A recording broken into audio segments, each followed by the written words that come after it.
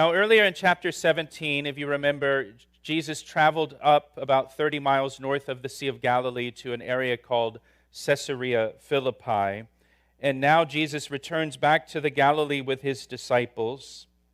Verse 22 tells us that while they were staying in the Galilee, that Jesus once again foretold his death and resurrection to his disciples. Look at verse 22. It says, "Now while they were staying in Galilee, Jesus said to them, 'The Son of Man is about to be betrayed into the hands of men, and they will kill him, and the third day he will be raised up,' and they were exceedingly sorrowful." Now this is the second time Jesus told his disciples that he would be killed, that he would be crucified and resurrected.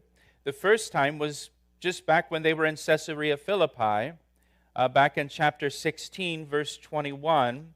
I'll read that to you. Chapter 16, verse 21.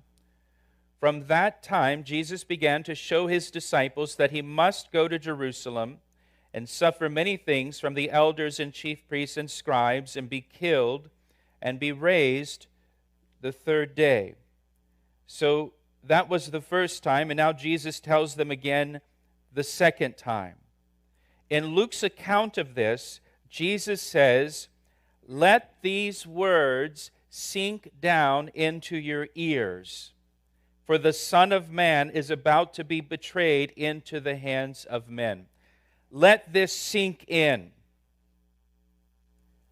Now, the disciples thought that Jesus would go to Jerusalem and establish his kingdom, and kick out the Romans, and set up his kingdom here on earth, not go to Jerusalem to be betrayed into the hands of men and killed. In fact, look down at chapter 18, verse 1. Right after this, the disciples asked Jesus, "Well, who's the greatest in your kingdom?" They're not on the same page at all with Jesus here. That's what's on their minds. Well, who's going to be the greatest in your kingdom? They do not understand what Jesus was saying. It didn't sink in for them. And it didn't sink in for the disciples until after the resurrection. The Son of Man is about to be betrayed and killed in Jerusalem and then resurrected. Jesus will be betrayed, as you know, by Judas for 30 pieces of silver, the price of a dead slave. That's how much he valued Jesus. Judas was a close friend to Jesus.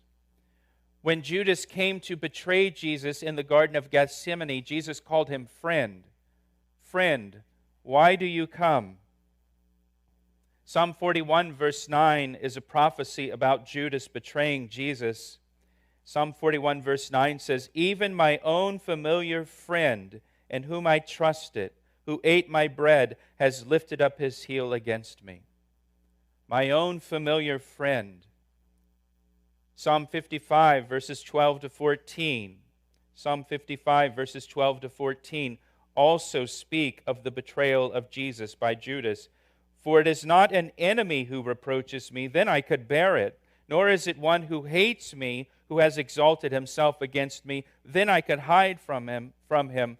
But it was you, a man my equal, my companion, and my acquaintance. We took sweet fellowship together and walked to the house of God together among the crowds." And maybe you've been betrayed by a close friend or betrayed by a family member.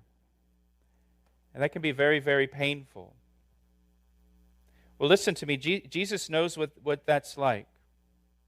And I would encourage you to pour out your heart to him. Jesus came to heal the brokenhearted. Jesus came to bind up the wounded. And so pour out your heart to him.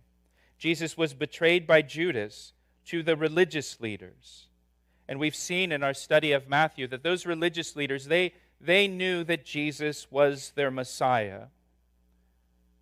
And then the religious leaders betrayed Jesus to the Romans. And the Romans killed Jesus by hanging him on a cross. And so Jesus will be betrayed into the hands of men, and they will kill him. Now, this is a very familiar story to most of us, if not all of us, that Jesus was betrayed and that he was killed and then resurrected. And because it's so familiar, we can maybe not feel the weight of what these verses are saying or what happened to Jesus. So I just want you to try to think about what this is saying in just real basic terms. Here's the basic terms of what's said. God came down from heaven to the earth, and God became a man named Jesus. God took on human flesh. God stepped into humanity and dwelt among mankind.